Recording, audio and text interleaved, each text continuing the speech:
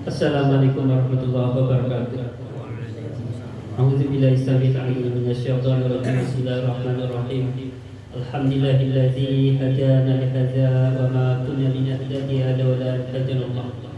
Wassalatu wassalamu ala sayyidina Muhammadin nuril hidayah wa ala alihi wa sahbihi nujumir rasyad. Rabbi shrah li sadri wa yassir li amri wahlul 'uqdatam min lisani yafqahu qawli. Raditu billahi rabba wa bil islami dina wa bi Muhammadin nabiyya wa rasula wa bil qur'ani imama wa hukma. Rabbi zidni ilma warzuqni fahma. Amma ba'du faqul hadratal muhtaramin wal mukarramin, para hadirin, para sepuh, para tokoh masyarakat semua yang saya hormati dan saya muliakan. Wabil khusus kepada akhinal kiram, beliau Bapak Ustaz Muhammad Nur sebagai pimpinan Majelis Taklim Kultuh Bina yang saya cintai dan saya hormati serta saya muliakan. Kepada akhinal kiram, beliau Bapak Ustaz Mabrur sebagai pimpinan Majelis Taklim Samsi Sumus yang saya cintai dan saya hormati serta saya muliakan. Akhinal kiram, beliau orang tua kami, senior kami, tokoh masyarakat setempat, Bapak Dr. Sanin yang saya cintai dan saya hormati serta saya muliakan. Akhinal kiram, guru kami, beliau Bapak Ustaz Subhan yang saya cintai dan saya hormati serta saya muliakan. Serta orang tua kami, beliau Bapak Haji Gandhi yang saya hormati dan saya muliakan serta saya cintai. Pembawa acara yang bijaksana yang saya hormati dan saya cintai serta saya muliakan. Kepada rekan-rekan semuanya dari Majelis Taklim Kultuh Bina dan Majelis Taklim Samsi Sumus semuanya yang saya cintai dan saya hormati serta saya muliakan tanpa terkecuali, rahimakumullah. Hadirin, mari kita sama-sama membaca hamdalah Alhamdulillahirabbil alamin sebagai ungkapan rasa syukur kita kehadirat Allah Subhanahu wa taala yang telah memberikan nikmat hidup yang begitu besar dan begitu banyak kepada kita sekalian. Di antara nikmat hidup yang masih dapat kita rasakan bersama-sama sampai di malam hari ini, alhamdulillah kita semuanya diberikan kemudahan oleh Allah Subhanahu wa taala untuk melangkahkan kaki kita dari tempat kita masing-masing menuju majelis yang mulia ini, yakni Majelis Taklim Kultuh Bina. Doa dan harapan saya, semoga dengan berkahnya kehadiran kita dari tempat kita masing-masing menuju forum yang mulia ini, yakni Majelis Taklim, yang pertama, semoga dosa-dosa kita semuanya diampuni oleh Allah Subhanahu wa taala dengan berkahnya majelis taklim. Mengutip satu hadis baginda Nabi Muhammad sallallahu alaihi wasallam, "Man intaqala liyata'allama 'ilman ghufira lahu qabla an yakhtuwa." Kata Nabi, barang siapa yang berpindah dari satu tempat ke tempat lain, artinya dari tempat tinggal kita menuju majelis ilmu, baik dengan cara berjalan kaki ataupun dengan cara naik kendaraan. Jadi kalimat man intaqala oleh Syekh Nawawi Al-Bandani di dalam kitabnya diperjelas atau disyarahi ayat hawala masyian aw raqiban min mahali ila mahalin akhar, bergeser dari satu tempat ke tempat yang lain dengan tujuan apa? Liyata'allama ilman, untuk memperoleh satu ilmu pengetahuan. Pengetahuan apa? Minal ulumi syar'iyyati, pengetahuan seputar agama. Maka ghufira lahu qabla diampuni dia sebelum melangkahkan kaki. Jadi yang bawa motor tadi motor belum ditarik gasnya, baru di starter. Kalau yang pakai starter, ya punya saya ini disela, ya artinya sudah sah pada seminggu. Sebelum motor kita ini disela, artinya belum berjalan motor kita, dosa kita sudah diampuni oleh Allah Subhanahu wa Ta'ala. Artinya apa? Dosa-dosa di masa lampau, khususnya dosa-dosa ini. Ini tadi sebabnya di depan sudah saya katakan, semoga dengan berkah kehadiran kita dari tempat kita masing-masing menuju forum yang mulia ini, dosa kita diampuni oleh Allah Subhanahu wa Ta'ala. Jadi saya katakan majelis ini adalah majelis yang mulia. Ini merupakan forum yang mulia, Sebab baginda Nabi Abu Muhammad SAW bersabda dalam satu hadis riwayat Imam At-Tirmidzi, beliau bersabda, "Idza marartum bi riyadil jannati farta'nu." Qalu ya Rasulullah, wa ma riyadul jannah? Qala halaqul dzikri. Kata Nabi, jika kalian menjumpai pertamanan surga, maka bersenang-senanglah kalian. Para sahabat bertanya, wahai utusan Allah, apakah yang dimaksudkan dengan pertamanan surga? Rasulullah SAW menjawab, pertamanan surga adalah kalangan zikir. Ini taman surga. Taman surga. Sebagian ulama ahli hakikat di dalam kitab Tanbihul Ghafilin berkata, sesungguhnya di dunia ini ada surga. Beruntung sekali bagi orang yang memasukinya.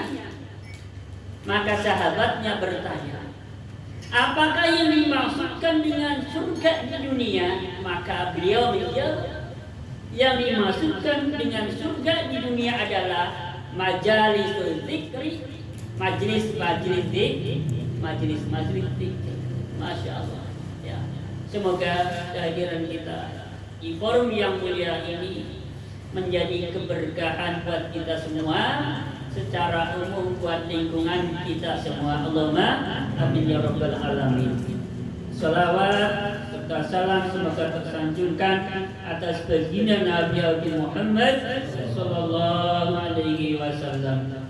Saudaraku rahimakumullah, semua yang saya hormati dan saya muliakan, sebelum saya memulai membacakan kitab yang kemarin sudah direncanakan, insyaallah kitab Al-Hikam, sedikit saya memperkenalkan tentang kitab Hikam sedikit. Penyusun atau pengarang kitab Hikam ini bernama Abul Fadli Tajuddin Ahmad bin Muhammad bin Abdul Karim bin Athaillah As-Sakandari, yang dikenal dengan sebutan Zaid Ahmad bin Athaillah. Ini nama pengarang kitab Hikam. Beliau wafat pada tahun 709 Hijriah di Qahirah, Mesir. Kitab Hikam ini, jadi lafaz Al-Hikam ini jamak taksir, jamak dari mufrad hikmah. Kalau hikmah artinya satu hikmah, tapi kalau hikam artinya ada beberapa hikmah. Hikmah itu adalah faidah. Menurut sebagian ulama, kitab Hikam ini memuat 264 hikmah. Sebagian lain berpendapat bahwa di dalam kitab Hikam ini memuat 275 hikmah. Jadi kalau setiap pertemuan saya membaca satu hikmah, ya, sementara kegiatan kita rencananya sebulan sekali, ya, nanti dipotong ada masa libur Ramadan dan Syawal, Itu kalau versi saya ya, Ramadan dan Syawal. Berarti dalam 1 tahun ada 10 bulan yang kita gunakan untuk pengajian bulan. Alias dalam 1 tahun ada 10 hikmah yang bisa kita pelajari bersama-sama. Sementara tadi sudah disebutkan sebagian ulama berpendapat dalam kitab ini ada 264 hikmah, sebagian lain berpendapat ada 275 hikmah. Kalau 1 tahun hanya mempelajari 10 hikmah, maka pertanyaan saya butuh berapa tahun Bapak Jaja? Jadi butuh dibulatkan saja, butuh 25 tahun. Kalau setahunnya kita ngaji 10 kali pertemuan. Ya Allah, kita berdoa bareng-bareng Pak RT. Semoga kita semuanya bisa menghatami kita ikan, berarti kita mohon pada Allah Subhanahu wa taala agar umur kita semua lebih dari sekarang, terhitung dari sekarang lebih dari 5 tahun. Allahumma amin ya rabbal alamin. Berarti yang sekarang usianya sudah 50 tahunan kayak seperti saya ya, kalau tercapai ini ya bisa ke 80 tahunan. Ya Allah. Saudaraku rahimakumullah, semua yang saya hormati dan saya muliakan, mari sebelum kita mulai bersama-sama, terlebih dahulu saya mengajak kepada hadirin semuanya untuk membacakan suratul Fatihah untuk penyusun kitab kita. Bismillahirrahmanirrahim. Bila wa syafaati Rasulillah sallallahu alaihi wasallam. Al-Fatihah. A'udzu billahi minasyaitonir rajim. Bismillahirrahmanirrahim. Alhamdulillahirabbil alamin arrahmanir rahim maliki yaumiddin. Iyyaka na'budu wa iyyaka nasta'in ihdinas siratal mustaqim. Shiratal ladzina an'amta 'alaihim ghairil maghdubi 'alaihim waladdallin. Summa khususan ila hadratil الراشدين سادتنا أبي بكر وعمر وعثمان وعلي رضي الله عنهم، وخصوصا إلى حضرة السلطان الشيخ عبد القادر الجيلاني، وخصوصا إلى حضرة الإمام الجنيدي، وخصوصا إلى حضرة الشيخ القاسم القشيري، وخصوصا إلى حضرة الشيخ عبد الحسن السعدي، وخصوصا إلى حضرة مصنف هذا الكتاب كتاب سيد أحمد بن عطاء الله رحمهم الله تعالى ونفعنا بعلومه في الدارين آمين. شهد لهم الفاتحة. أعوذ بالله من الشيطان الرجيم. بسم الله الرحمن الرحيم. الحمد لله رب العالمين الرحمن الرحيم مالك يوم الدين. إياك نعبد وإياك نستعين اهدنا الصراط المستقيم صراط الذين أنعمت عليهم غير المغضوب عليهم ولا الضالين. Bismillahirrahmanirrahim. Qala al-musannif rahimahullahu ta'ala wa nafa'ana bi'ulumihi fid dharain amin. Bismillahirrahmanirrahim. Hikmah yang pertama, min alamatil i'timadi 'ala al-'amal nuqsanur rajai inda wujudi zalal. Kata penulis kitab hikam, ini hikmah yang pertama. Saya hanya bacakan kitab matanya saja. Nanti penjelasannya tentu saya sudah membaca syarahnya. Sebagian dari tanda-tanda seseorang bersandar kepada amalnya, mengandalkan amalnya, bergantung kepada amalnya, yaitu kurangnya pengharapan kepada Allah Subhanahu wa ta'ala. Pengharapan tentang apa? Mengharap tentang rahmatnya Allah Subhanahu wa ta'ala. Kapan pengharapan itu menjadi berkurang, turun? Inda wujudi zalal, saat munculnya kemaksiatan, saat munculnya kelalaian terhadap Allah Subhanahu wa taala saat dia meninggalkan beberapa wiridan yang biasa dia kerjakan. Ngedon. Apa yang ngedon? Roja. Dengan kata lain merasa pesimis terhadap Allah Subhanahu wa taala. Biasa rajin ngaji, rajin ibadah, kemudian ada jejak, ada libur, kemudian terjebak dalam satu kemaksiatan. Di situ muncul pikiran-pikiran begini. Apa iya? Orang seperti saya masih pantas untuk masuk surganya Allah Subhanahu wa taala? Apa iya orang seperti saya ini akan bisa terhindar dari siksanya Allah Subhanahu wa taala? Sementara banyak ketaatan yang ditinggalkan, sisi lain semakin banyak kemaksiatan yang dikerjakan. Ini namanya nuqsanur roja. Semakin berkurang. Apanya yang berkurang? Berharap tentang rahmatnya Allah Subhanahu wa ta'ala. Jadi orang-orang yang mengandalkan amalnya atau bersandar atas amalnya itu ada dua golongan manusia. Golongan yang pertama disebutnya hamba-hamba Allah, para pengabdi, orang-orang yang hidupnya menghambakan diri kepada Allah Subhanahu wa ta'ala.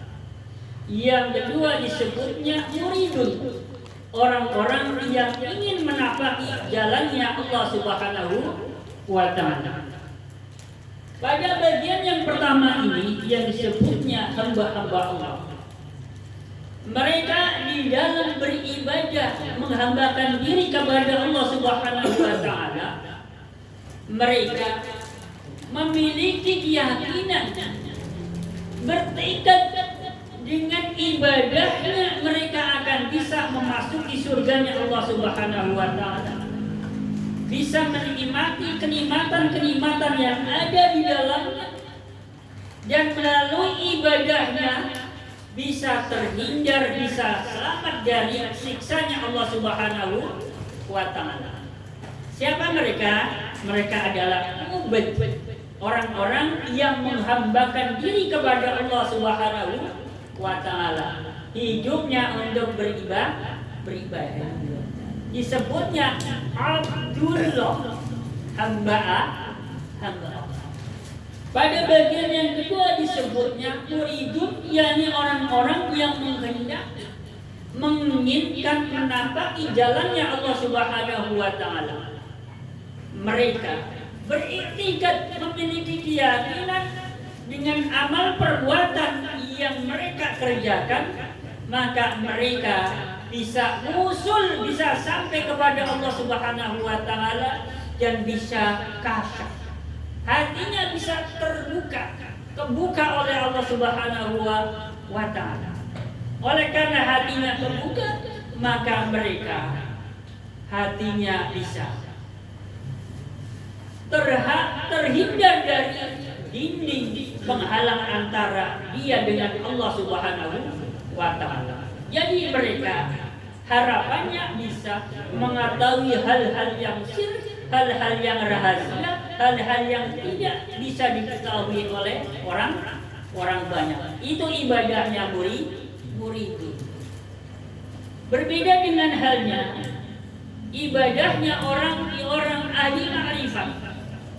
Mereka di dalam beribadah kepada Allah Subhanahu wa ta'ala, mereka tidak lagi mengharapkan surga, tidak lagi bukan karena takut neraka, bukan lagi karena mengharap supaya kasyaf, bukan lagi karena supaya bisa wusul terhadap Allah Subhanahu wa ta'ala. Bagi orang-orang ahli ma'rifah di dalam menghambakan diri kepada Allah Subhanahu wa taala, mereka semata-mata karena dia merasa semua itu yang mengerjakan, yang membuat mereka bisa beribadah kepada Allah Subhanahu wa taala adalah Allah. Jadi mereka hanya merasa sebagai wayang saja. Bisa ngaji ya karena Allah, bisa sholat ya karena Allah. Oleh karena mereka merasa hanya sebagai wayang, ada dalamnya, semuanya yang melakukan adalah Allah Subhanahu wa taala, maka mereka tidak mengharapkan apapun dari Allah Subhanahu wa taala. Mereka itu melihatnya baik dalam keadaan sedang taat ataupun dalam keadaan sedang maksiat. Apapun yang terjadi pada diri mereka itu semata-mata Allah Subhanahu wa taala. Di saat sedang taatnya giat juga, tidak kepikiran surga dan kenikmatan. Ya. Di saat lagi nurut, maksiatnya yang banyak, taatnya berkurang, juga tidak berpikir tentang neraka. Jadi apapun keadaan mereka, baik dalam keadaan sedang taatnya yang giat ataupun maksiatnya sedang lancar, mereka itu tidak berpikir tentang surga dan neraka. Berbeda dengan tadi antara hamba-hamba Allah yang disebutnya ubad atau muridun, orang-orang yang masih di dalam menghambakan diri atau beribadah kepada Allah Subhanahu wa taala karena ada keinginan untuk masuk surga, karena supaya bisa terhindar dari siksa neraka, ada cita-cita supaya bisa usul terhadap Allah Subhanahu wa taala, maka yang terjadi saat terjebak dalam kemaksiatan, rojanya tuh alias pesi. Saudaraku rahimakumullah, semua yang saya hormati dan saya muliakan. Berbicara tentang nukson roja atau berkurangnya tentang pengharapan terhadap rahmat Allah Subhanahu wa taala, maka Allah Subhanahu wa taala sudah mengingatkan dalam Al-Qur'an, A'udzu billahi minasyaitonir rajim, bismillahirrahmanirrahim. Qul ya ibadiyalladzina asrafu ala anfusihim la taqnatu mir rahmatillah, yang artinya katakan wahai hamba-hamba yang telah melampaui batas atas diri mereka, la taqnatu mir rahmatillah, janganlah kalian putus asa dari rahmat Allah. Orang-orang yang melampaui batas atas diri mereka adalah yakni orang-orang yang sudah terlalu. Jadi kalau bahasa orang Cilacap sudah kebangetan, ya, kebangetan. Bajunya nyembelengnya lengkap. Jadi kata lain, apa yang belum pernah dia kerjakan urusan tentang maksiat, namanya sudah melampaui batas. Masjid juga pernah, masjid sekali juga pernah, ya. Tidak ada dangdutan paling depan. Ini udah, ya kalau cuma nonton saja, masalahnya embel-embelnya itu, masalahnya embel. Ya. Ini udah melampaui batas. Ini kata Allah, jangan pernah putus asa di rahmat Allah. Ini Allah yang tegaskan. Sementara dalam satu hadis baginda Nabi Muhammad SAW, beliau bersabda, "Fajiru ar-raji li rahmatillahi ta'ala aqrabu ila Allah ta'ala min al-'abidi al-muqnit." Kata Nabi, seorang pendosa ahli maksiat, ya, yang masih mau mengharapkan rahmatnya Allah Ta'ala, itu lebih dekat kepada Allah Ta'ala dibandingkan dengan orang ahli ibadah yang putus asa dari rahmatnya Allah Subhanahu wa taala. Jelas? Ya. Orang ahli maksiat tetapi dia masih terus mengharapkan rahmatnya Allah Subhanahu wa taala. Artinya walaupun ahli maksiat tapi sisi lain dia sadar semoga dosa-dosa yang pernah dilakukan diampuni oleh Allah Subhanahu wa taala. Terus berharap. Ini lebih baik dibandingkan orang yang ahli ibadah tapi putus asa.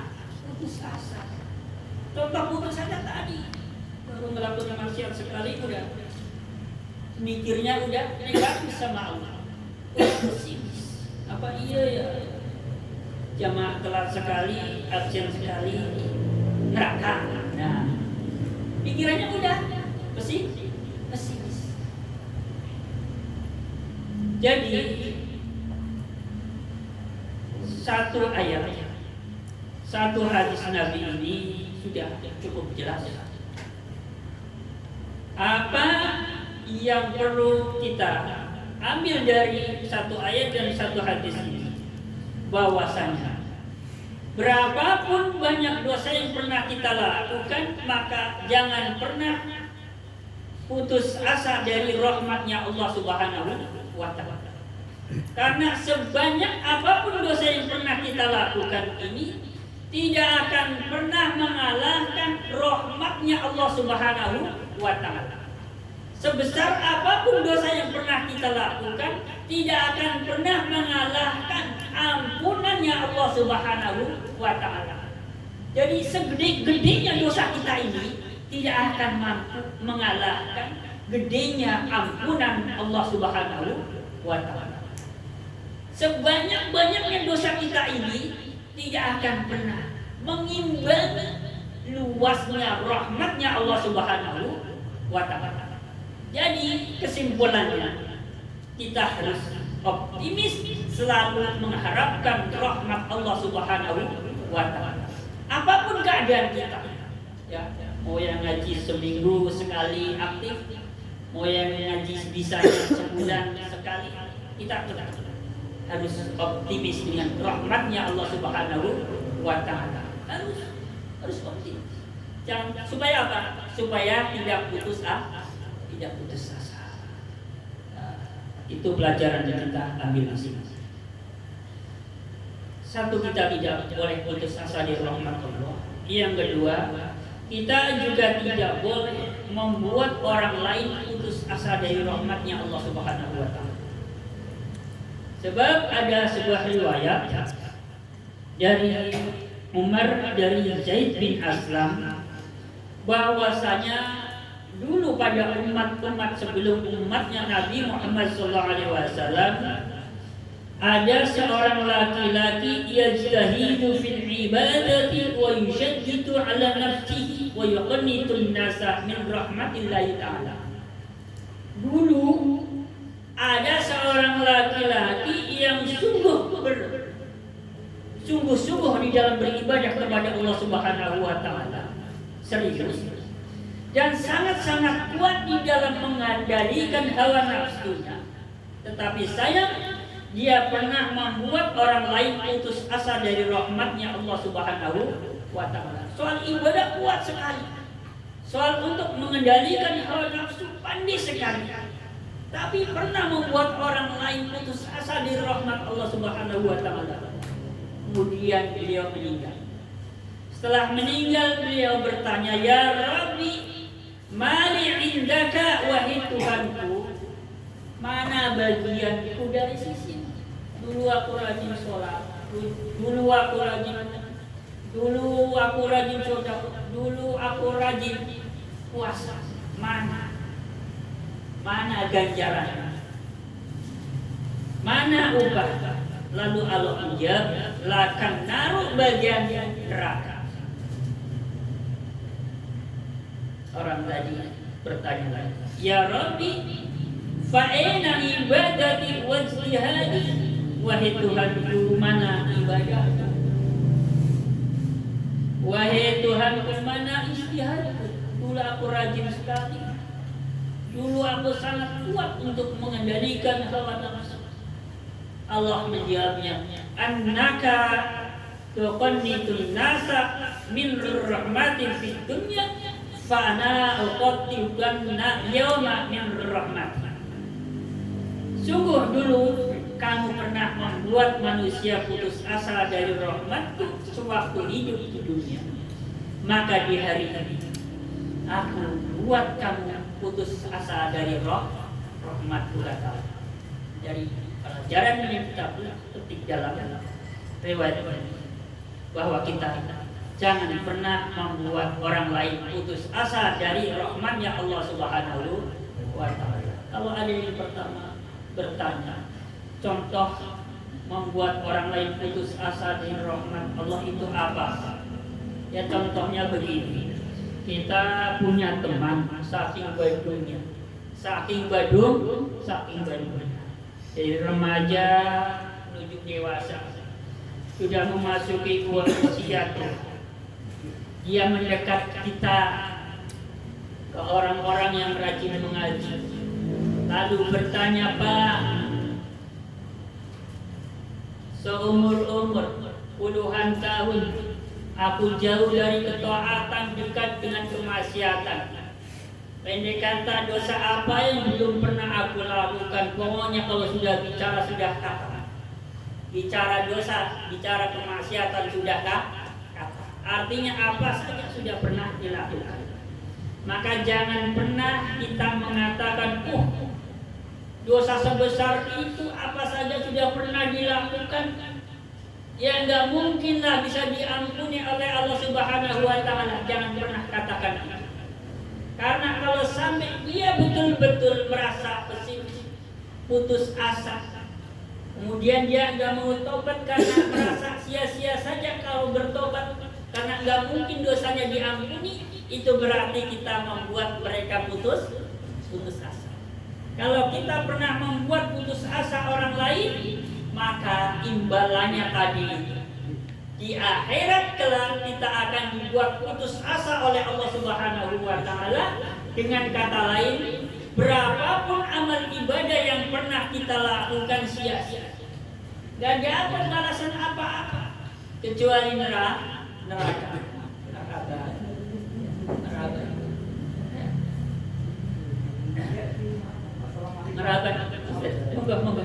Moga. Silakan.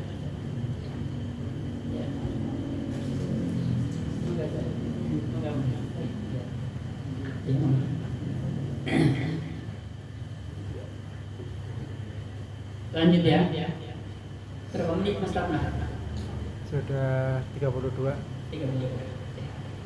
Kemarin perjanjiannya 30 menit. Ada yang satu kaul 1 jam. Satu kaul lagi, satu pendapat 2 jam. Tapi ada tambahan berikut ngopinya. Ya kalau dihitung-hitung berikut ngopinya ya sudah lengkap sebenarnya 2 jam kayaknya. Kalau hitung dari awal ya. Berarti kalau saya hitung dari mulai tadi nyetater, ngegas ya. Udah lengkap, udah 2 jam lebih ya Pak RT ya. Berarti kalau udah 2 jam berarti sudah cukup ya Pak RT ya.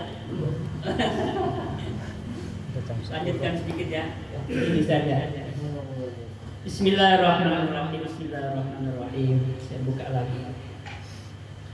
Saudaraku rahimakumullah, semua yang saya hormati dan saya muliakan.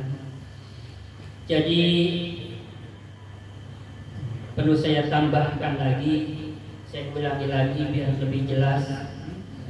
Berapapun dosa yang pernah kita lakukan, sebanyak apapun kesalahan yang pernah kita lakukan, maka kuncinya satu, kita jangan pernah putus asa dari rahmatnya Allah Subhanahu wa Ta'ala. Dengan kata lain, kita harus terus mengharapkan rahmatnya Allah Subhanahu wa Ta'ala, karena rahmatnya Allah Subhanahu wa Ta'ala itu luas sekali, meliputi, mencakup segala sesuatu. Semuanya mendapatkan rahmat Allah Subhanahu wa Ta'ala. Jadi kita harus optimis, harus yakin sejauh kita mau bertobat, Sejauh kita mau mohon ampunan kepada Allah Subhanahu wa taala, maka kita harus yakin dosa kita bisa diampuni oleh Allah Subhanahu wa taala. Itu satu. Yang kedua, jangan pernah kita membuat orang lain yang menurut pandangan kita ini sebagai ahli maksiat, sebagai pendosa. Jangan pernah membuat mereka berkecil hati, merasa pesimis, sehingga keinginan untuk bertobat kepada Allah Subhanahu wa taala menjadi sedikit. Karena sudah merasa pesimis duluan. Untuk apa aku tobat? Kalau dosaku tidak akan diampuni oleh Allah Subhanahu wa taala. Untuk apa? Aku berubah dari kemaksiatan berubah menjadi ketaatan. Kalau semua itu sia-sia. Karena apa? Karena tidak pernah mendapatkan ampunan dari Allah Subhanahu wa taala. Jangan sampai kita membuat orang lain memiliki perasaan pemikiran seperti itu, karena itu masuk kategori apa? Putus dari rahmatnya Allah Subhanahu wa taala. Jadi kalau kita membuat orang lain memiliki pemikiran seperti itu sama halnya kita sudah membuat orang lain putus asa dari rahmatnya Allah Subhanahu wa taala. Ini barangkali yang saya sampaikan pada pertemuan kali ini. Karena memang ini sudah saya setting, sudah saya rencanakan. Memang dalam satu pertemuan saya menyampaikan satu hikmah, tapi menggunakan sistem membacakan kitab matanya saja, kemudian penjelasannya melalui kitab syarah, tetapi kitab syarahnya tidak dibacakan teksnya. Jadi 30 menit saya rasa sudah cukup untuk menjabarkan satu hikmah yang saya ambil dari kitab. Insya Allah kalau kita semuanya diberikan umur panjang oleh Allah Subhanahu wa taala, kalau kita dalam 1 tahun ngaji 10 kali pertemuan, maka sesuai tadi yang kita hitung sudah kalkulasi rencananya insya Allah 27 5 tahun bisa hatam ya Allahumma amin ya rabbal alamin. Kita mohon pada Allah Subhanahu wa taala semoga semuanya yang hadir di sini senantiasa kesehatannya dipelihara oleh Allah Subhanahu wa taala, hidup dalam ketaatan terhadap Allah dan Rasulnya, terhindar dari kemaksiatan, istiqamah di dalam beribadah kepada Allah Subhanahu wa taala, termasuk istiqamah di dalam menghadiri majelis-majelis taklim yang sudah kita datangi, yang memang sudah aktif. Barangkali yang saya sampaikan mohon dibukakan pintu maaf yang seluas-luasnya apabila di dalam penyampaian saya dianggap ada yang kurang berkenan, dianggap ada yang kurang sopan menurut panjenengan semuanya, mohon sekiranya membukakan pintu maaf yang seluas-luasnya. Akhirul qali billahi taufiq wal hidayah wa ridha wal inayah. Wassalamualaikum warahmatullahi wabarakatuh. Waalaikumsalam warahmatullahi wabarakatuh.